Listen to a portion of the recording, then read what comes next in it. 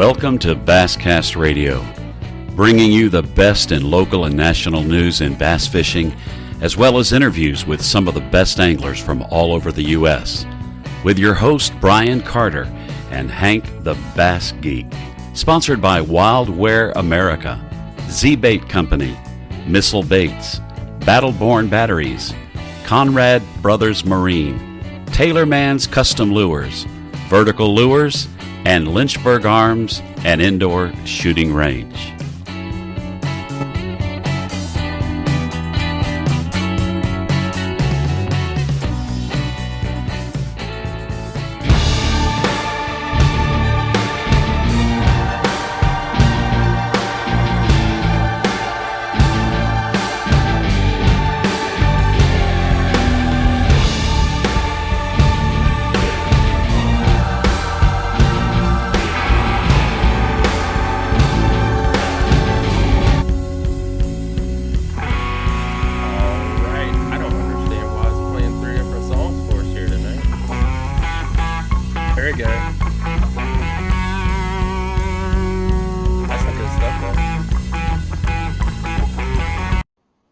Guys, I don't know what that was, but here we go.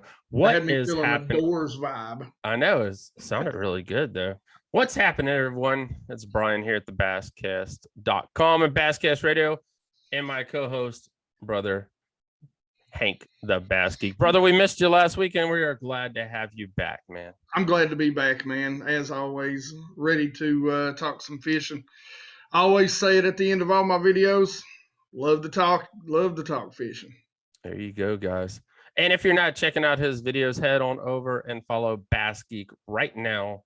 Before you get started listening to this podcast, hit the pause button and go hit the follow button. Check out all the latest videos from Bass Geek. And I saw something. You got a hook sponsor or something last? You did a video? I did. I teamed up with Mustad. All right. And, guys, if you go check out the channel, there is a 20% discount to Mustad. So they give me a 20% discount to pass along to you guys. So you don't have to wait for sales. You can buy them at 20% all the time. All you got to do is go watch my videos and look in the description. Follow that link. It does help the channel out just a smidgen.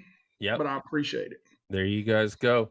The basscast.com. We've actually taken the last 2 weekends off. It's kind of crazy. It felt a little weird, but we're back on the road again this weekend, heading to Kerr Lake for one of our sponsors, Angler's Choice Marine.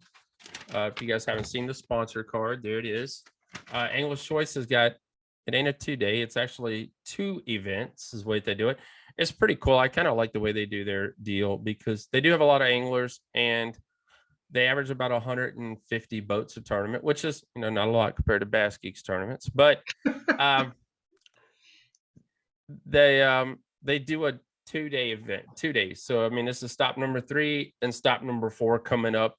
That way the guys just waste a weekend of vacation, et cetera, et cetera. You're not wasting a whole lot of vacation. And that's what it ended up coming down to. So for the guys who run the tournament trail and all that good stuff. So, but yeah, the basscast.com will be covering the Angler's Choice Team Tournament Trail event, stop number 3 and stop number 4 on Kerr Lake. Guys, I have right here the Basscast Kayak Series is going to be on the James River this weekend. So it's going to be a busy weekend for the basscast.com. And we don't, our regular series does not start back up until September. So looking forward to right now it's a bunch of night fishing happening.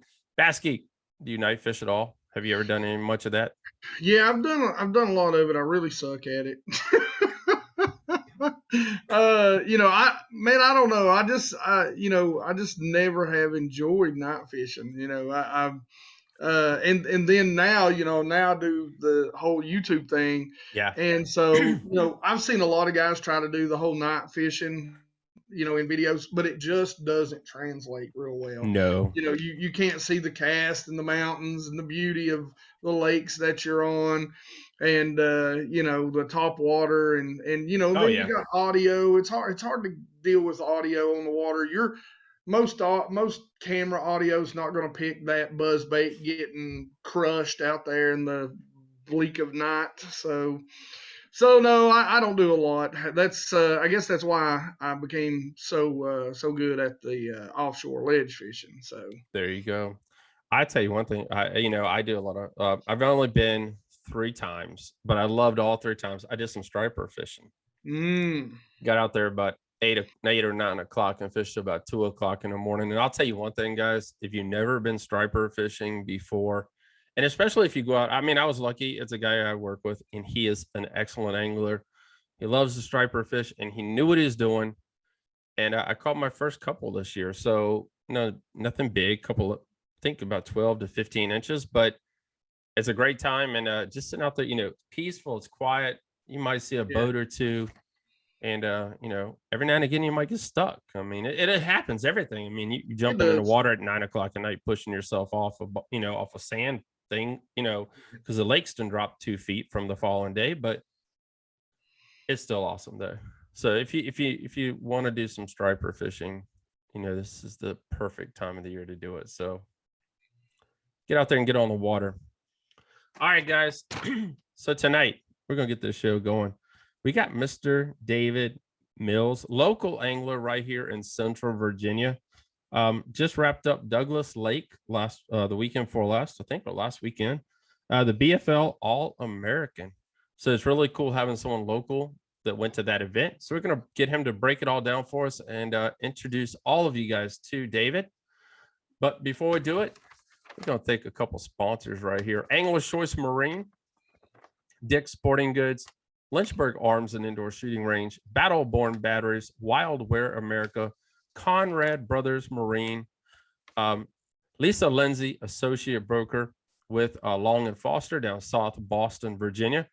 Guys, you guys can give her a call, 434-572-2645. You're looking to buy that lake house down at Kerr Lake, Bugs Island, however you guys want to say it. And Missile Baits. Before I bring David on, I'm going to talk about something really quick. I bought me a GoPro, brother. I got a GoPro 8. I got the 8. So I'm really excited about that. And, getting out there. I've got a lot of people that ask me to come out and shoot some videos with them. And hopefully this will help. Man, I tell people all the time, one of the best things that about having a GoPro on the water, even if you're not going to do video or you're not going to share it, is it actually creates, you hear all the old guys like me always talk about having your notebooks, that's true. And keeping up with your logs, your date, your time of certain bites. Well, that GoPro, and I'll tell you what my YouTube channel's turned into. It's turned into a log where I don't have to keep all that crap wrote down myself. That's funny. So, I can go back and check, videos and be like, okay, that was happening. That bite was happening about here. So I can, go out and kind of chase those bites down, a little easier. All right, guys, our guest is here. David, what's up, brother? Hey, man, what's going on? Welcome to Basscast Radio, your very first time on the show. Thank you for coming on and talking with us. Yeah, man. Thank you guys for having me. Pretty excited about it. You guys, David is a big stick up on Smith Mountain Lake. Him and his brother have been, tag team in Smith Mountain Lake for quite a few years now. And that tag team paid off for you, brother. Yeah. We've been working at it for a good while. We pretty much fished the lake our whole life, and it's what we like to do. So there you go. All right, let's start it off. Who is David Mills? Bass Geek don't know who you are, so you tell Bass Geek who you are, man. I'm a family man. I got 2 boys. I got one 7, Jace, and I got one that's 5, Matthew. Got a beautiful wife, Ashley. I work for a company called Integrity Trade Solutions.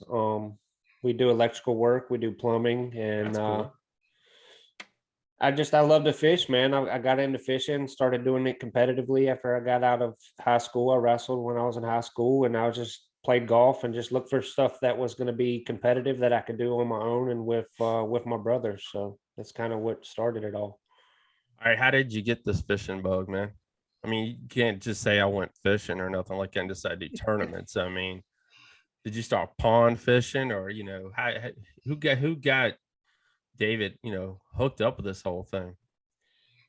It started out real young, Brian. My grandma had a place on the lake, down past the lake mark before everything got developed around here. And she started me out bluegill fishing. We'd go down to the dock and we'd start, That's me and awesome. Shane go bluegill fishing. And it turned into pond hopping. And me and Shane always told each other when we were younger, we kept on joking around with each other, sooner or later, we're going to both get boats and we're going to be fishing, and kind of just spoke it into existence. So Yeah. That is awesome. The good old bluegill, the gateway drug to the bass. That's right. That's right. I caught my first bluegill my dad was a truck driver. I caught it on one of those big long truck antennas with some monofilament tied to it out there in a pond my uncle had. That is awesome. Yeah, I started pond fishing on the family farm. And you just walk around there. It was nothing for a Sunday afternoon to go to the family farm and sit there till it got dark. Oh yeah. Then we moved out to forest, and we'd walk to poplar forest and we'd fish that lake.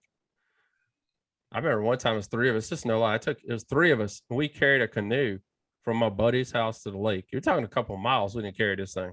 None of us drove.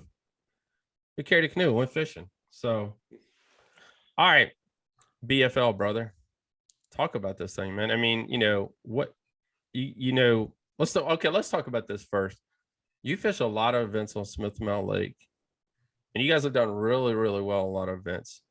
And what made you decide to fish the BFL series? I mean, was it a whim, or you've been doing it for quite a while? Nah, no whim. Me and a buddy of mine, one of my old buddies, we started talking about learning different lakes and stuff like that, and how to advance and get further into fishing or whatever, and just kind of see where it would go.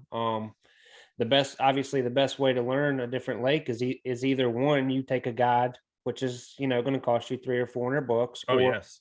Or you could go learn with some of the best in the country.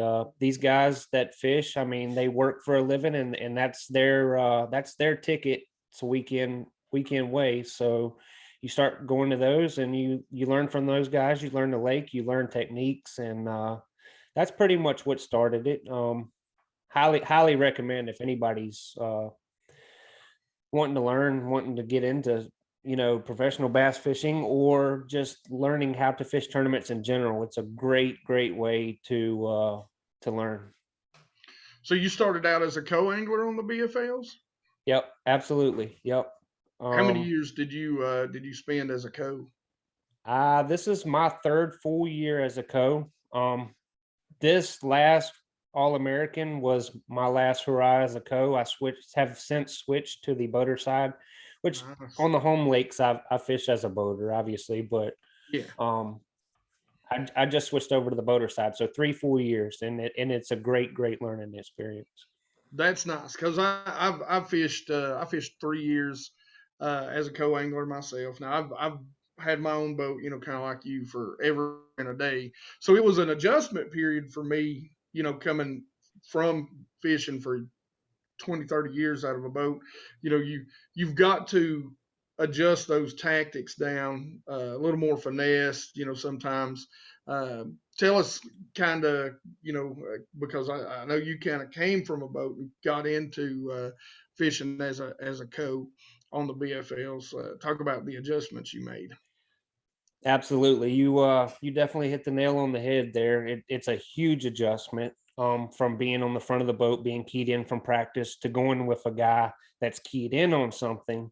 Yeah. And a lot of co-anglers hop on the boat. And I will say this for anybody watching or wanting to get into it: the worst thing that you could possibly do is start picking up the same bait that the guy in front of you is throwing, and going. Basically, when I'm co-angling, I draw a line halfway through the boat and rotate it all the way to the back of the motor. And I don't ever cast past that line halfway. And unless the guy's absolutely smashing the fish, I never throw the same bait as him. Yeah. Another key thing that's really good to do is kind of out of the corner of your eye, keep track of what he's casting at. You're not going to catch, these guys are good. You're not going to catch the same fish they're catching. You have to find something else to go for and try to get the basically the scraps of what's left over, or like you said, Baskey, finesse them out, those kind of tactics. So yeah, I mean, he hit the nail on the head there. That's definitely what you want to do. That's and tell everybody, please, because like I've had 3 years of coangler, and we all hear in our tournament circles, we all hear everybody loves to tell the nightmare stories of the bad boater or the bad coangler, and we know that exists, but that is the exception in most experiences that I've had. That is the exception, the 1 out of 100 exception. And tell us a little bit about your well, like you said, you fished as a boater and as a co-angler. So tell us a little bit about maybe the co-anglers you've had, and tell us a little bit about the boaters you've had.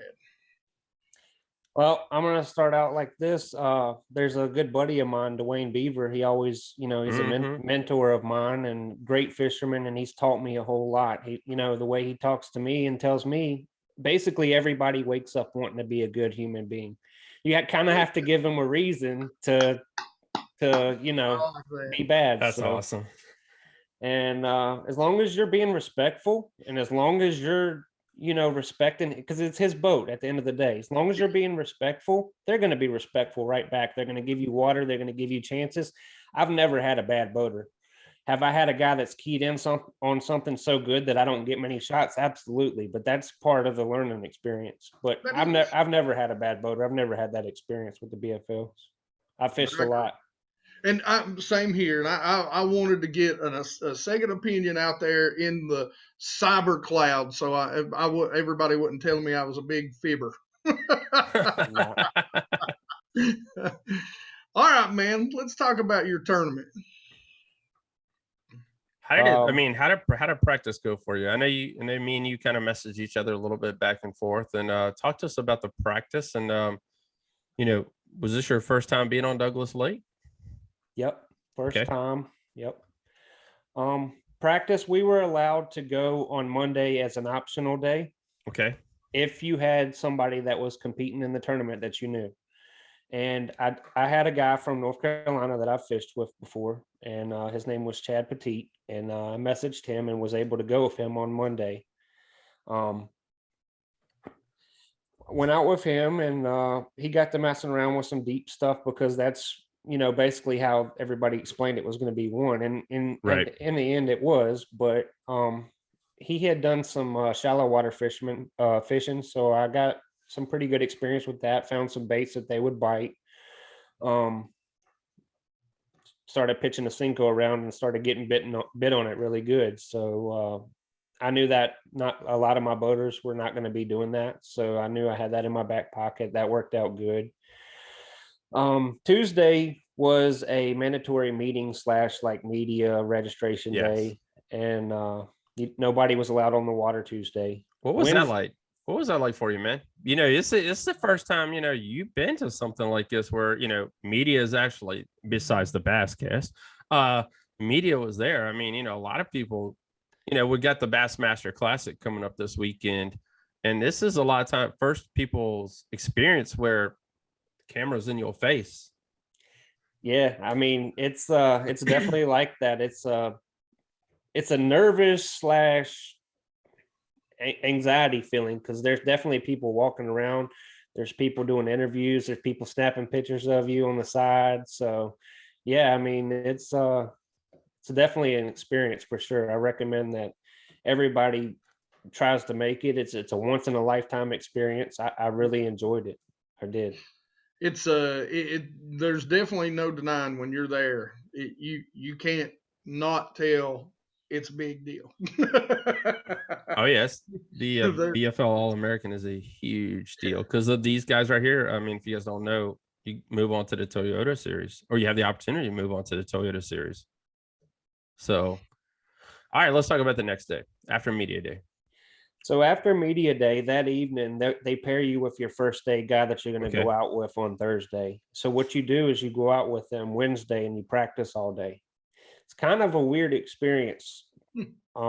because you got to go out and try to find something you can get bit on, but try not to catch the guy's fish. So most of the fish that I got bit on Wednesday, I shook almost every one of them off except for one. So definitely a different experience. You get to know the guy, you kind of feel him out, see how he's going to be fishing. And basically just game plan for the next day. How did you feel about all it? I mean, like I said, David, I know you're an emotional dude. You really are. How did you feel about that? Like I said, I mean, it's a big deal. It's a big event. And they're pairing you with some guy you never freaking met in your whole entire life. It's a nervous feeling, especially when you've never fished with him. You fish around in the local tournaments and all, and most of the people you pull up, everybody. Everybody's, Now that being said, everybody was very, very great there. Everybody was very respectful. Everybody, high fiving, telling everybody good luck. So I mean, yeah, it's an emotional experience for sure. How did you handle it, man? At first I was pretty nervous, and then I got to talking to the guy, and we actually became really good buddies by the time it was all over with. I ended up hanging out with him the last day, and really, really nice guy. He's from Missouri, Rich Morris. Okay. So let me ask you this, being the guy you've never teamed up with and all that good stuff, were you guys able to work out a game plan together?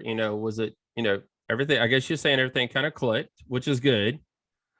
But, I'm trying to take it from experience. I wasn't there. So, I mean, were you guys able, what did you guys talk about? I mean, basically he had wrote off the deep deal, and he told me that right from the get-go.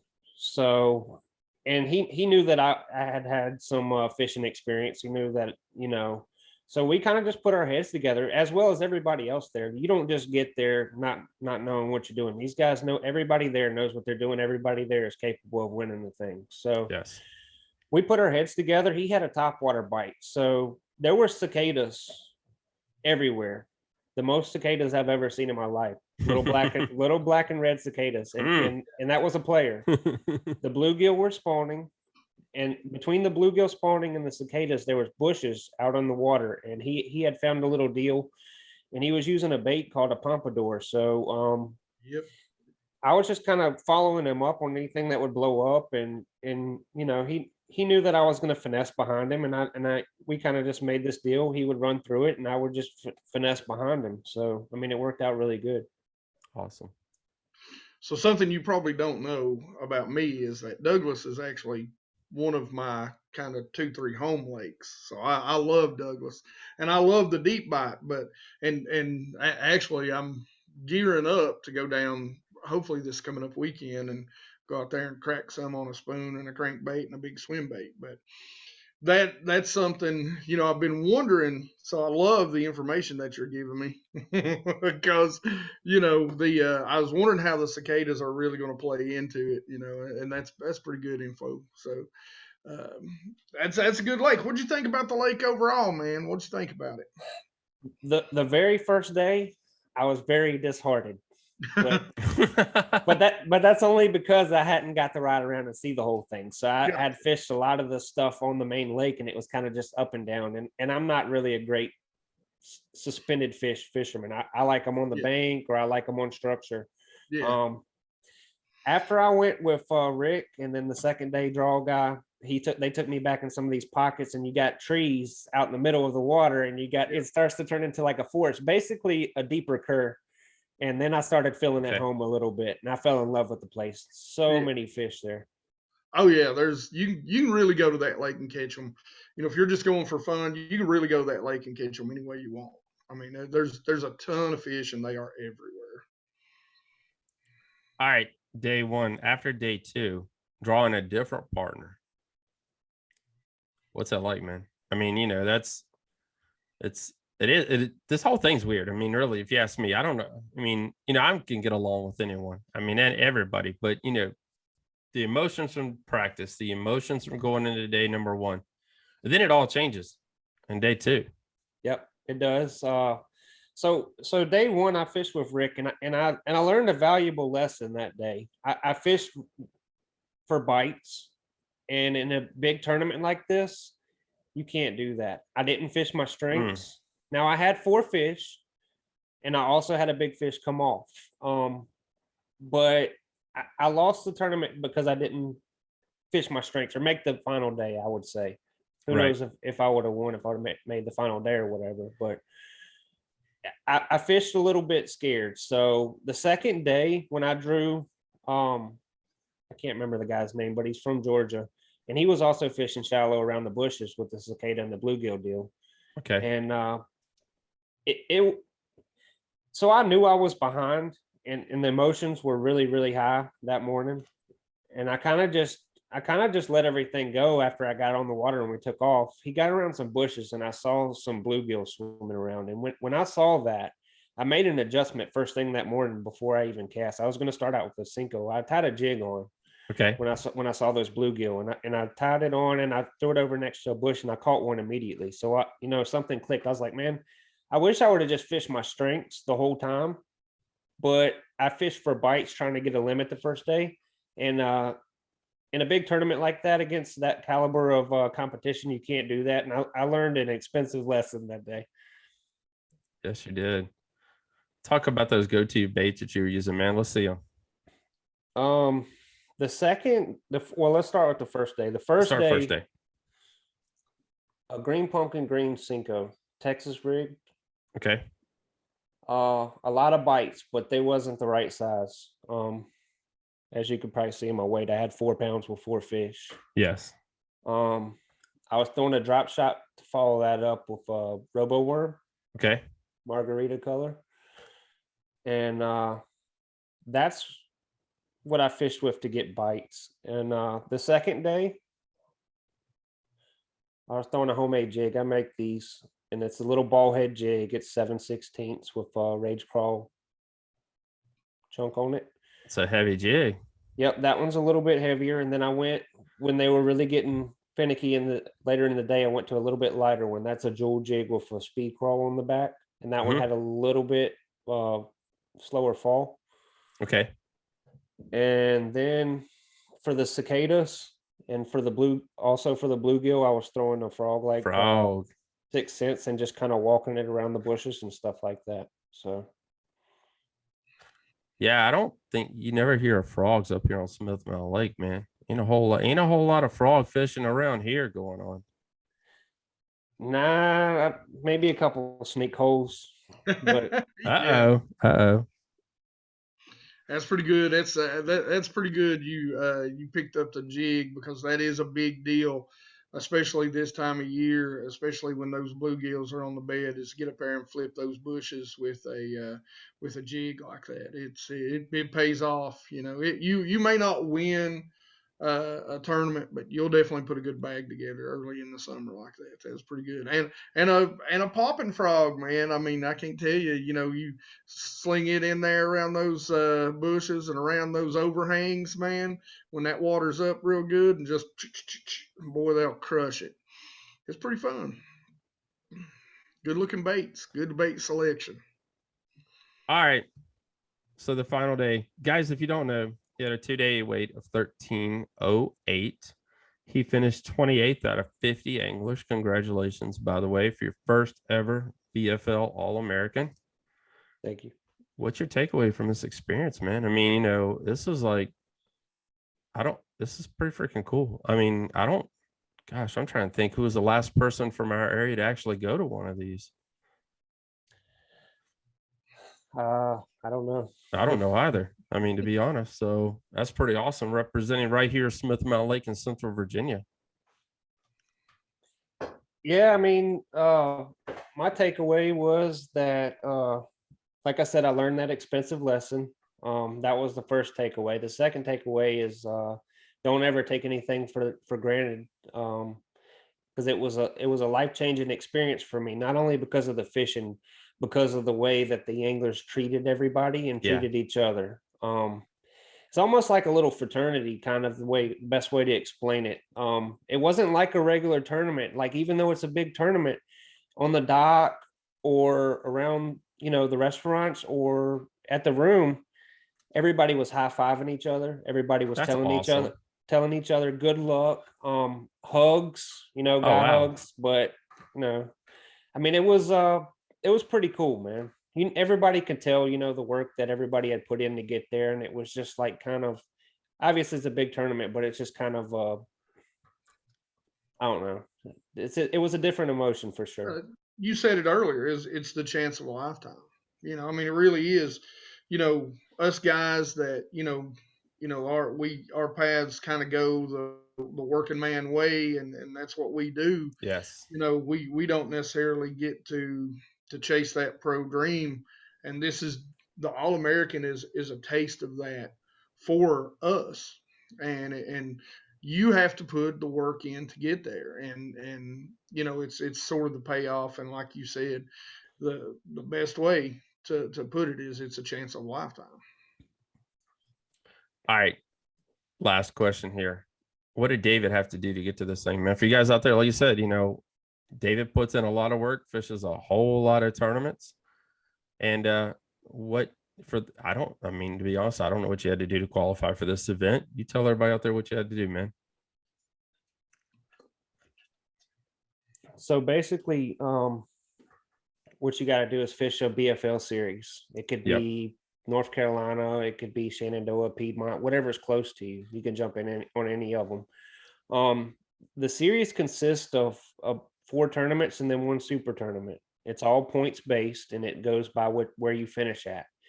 So at the end of the series, you have to be in the top 45 in points for a boater and for a coangler to make the regional. Once you make the regional, everything's paid for. If you make the top 45, they pay for everything. You don't have to pay for the tournament or whatever. So when you fish that regional, you have to finish 1st through 6th place out of 200 people out of 4 different regions. So that's awesome. Once you finish in the 1st through 6th, that's how you make the All-American. So it's I know I talked to my buddy Chad, the one that I practiced with the first day. He's been trying for 29 years, and this was his first year that he made it. Yeah, that's what I was going to say. Listen, and I guarantee you'll agree, the work don't begin at the beginning of that season that you make it. Most people have been doing it for years and years. Like I said, I fished as a co-angler, and I was an awful co-angler. Now, after I had to take a couple of years off of tournament fishing, I realized what I did and how I did not adjust from being a longtime boater to I'm a power angler, so you can't always fish, that power style from the back of the boat. But, most people will tell you, like you said, 29 years was it that he's been fishing. I made the regional one time in 3 years, and I was blessed to get there. And I'll tell you what, it's a lot of work just to finish in that top 6. So congratulations, dude. Great job.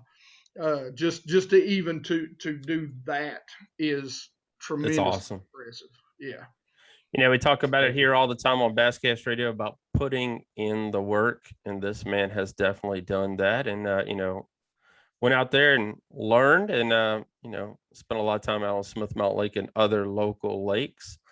What's the future look like for David after this, man? What's the everybody's got goals, I hope. I mean, you put plans ahead and reach for the stars. And what's up for David next? Like I said when I was talking to Bass Geek, I've since switched over to the boater side all the way. I'm fishing the Piedmont this year. We're 2 events in. I'm second in points right now. Heck yeah. Nice. We got High Rock in 2 weeks. I'm gonna go up there and practice, and then the goal is to make the regional and try to make the All-American as a boater. That's my next goal. Maybe fish some opens, just kind of step out and get my feet wet on some of the bigger stuff. So that's awesome. All in, man. Yep. Brother, congratulations. You're an awesome dude. Thank you for coming on and talking with us tonight right here on Basscast Radio. I photographed and interviewed this man quite a few times over the last 11 years. So you guys, stalked him. You've been a stalker for 11 years. No, I haven't stalked him. No. He's following you around, Dave. Be careful. Be careful. Yeah, I'm watching him. Hey, no, it's not like that Gerald Swindle video I posted on Instagram the other day when a guy pulled up and had 12 GoPros attached to him watching Gerald fish, and he's like, "What is this mess right here?" What in the world? Yes, he Oh said, my "What God. in the world is this?" 12 GoPros. Okay. Yeah, that's that's a lot of angles, I guess. Brother, man, thanks for coming on talking to us. Good luck the rest of the year, and we look forward to talking to you and seeing you out on the water. Yeah, Yep. congratulations and good luck, brother. Thank you. I appreciate it. Thank you, guys. All right, guys, man, we appreciate David for coming on and talking with us tonight. Really cool. Like, me and Basket talking here a second ago. It's great to have a local angler on the show. We're kind of mixing it up really good this year, bringing a little local in. And, we had Bryant Copley on, and we had Jack Dice on, and now we had, David Mills on. So I want to thank him for coming on and talking with us. That's pretty cool to learn. You had to be on the top 6 to go fish this thing. I mean, there's a crap load of people to fish these events. I mean, you're talking 150, 200 boats. I mean, in the regional, and yes, I mean, in the regional, that's you're awesome. You're already fishing against top notch competition in the regional. Yeah, just to get to the All-American. I mean, I don't know, it's pretty freaking awesome. So, congratulations to him. Thank him for coming on with us. He is a stick on Smith Mountain Lake. Him and his brother won a bunch of different tournaments together. And like I said, I've interviewed them quite a few times. So congratulations. That's all I got to say. All right, guys, before we wrap this up, I want to talk to you guys about something really cool. The basscast.com has its own Rumble account. If you guys have never heard of Rumble, there it all is. Rumble, Basscast Radio is there. I'm still going to put the shows on regular YouTube, but embedded it'd be on Rumble. If you guys have never had the opportunity to check out Rumble, please make sure you go do so. It's a little different than YouTube, but let's just say that right there. And I'm up to 3 followers already and just did it last week. So heck yeah, we're rolling already. But it's just a different platform and just another way to promote our brand and what we do here at Basscast Radio and at thebasscast.com. So head on over, check it out, and create an account if you are looking for just a different alternative than YouTube. So and last but not least, before we leave on, I always want to thank our sponsors, guys. Angler's Choice, where we'll be this weekend. Dick's Sporting Goods, Lynchburg Arms and Indoor Shooting Range, Battleborn Batteries, Wildwear America, Conrad Brothers Marine, Missile Baits. As I saw today, Missile Baits, poor John, he's not in the Bassmaster Classic, and he is hauling the big old trailer down there. And I think there's no new baits, is what we had spoken to him before, but there are some new colors coming out this year from Missile Baits. And I think I've posted there's a new D-Bomb color as well. So, and Lisa Lindsay, associate broker down in South Boston, Virginia. If you guys are looking to buy your first lake house or any house, or happy to find a house right now, to be honest, that ain't gonna cost you.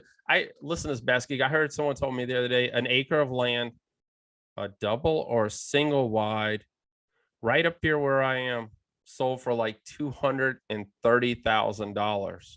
Man, okay, here's my question. Nobody's working. No. But everybody's buying a house.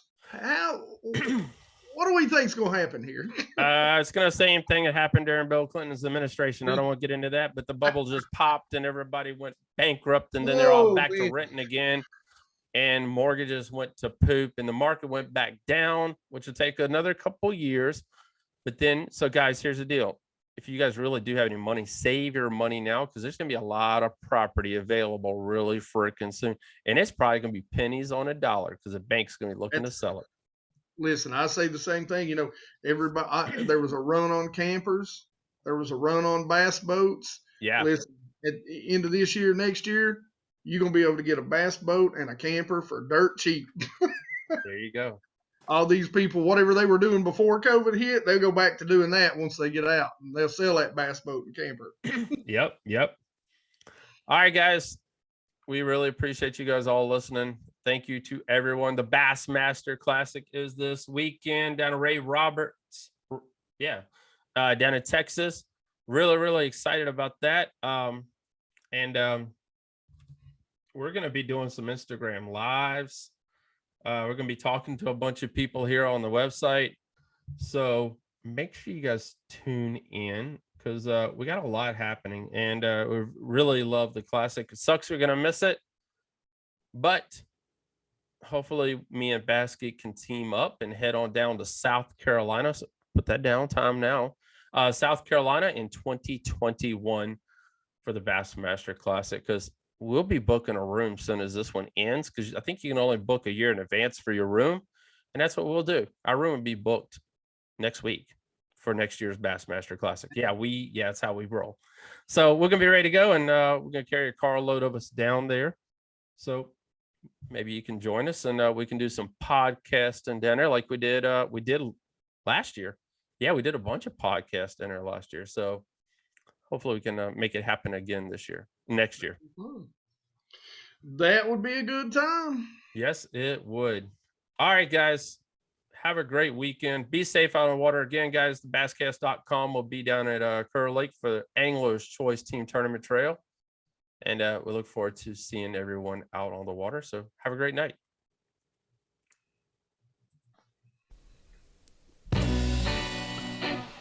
You've been listening to Basscast Radio, the best in local and national bass fishing news. To listen to more episodes, check us out on all the podcasting networks. Follow us on Facebook, Twitter, thebasscast.com, and Basscast News.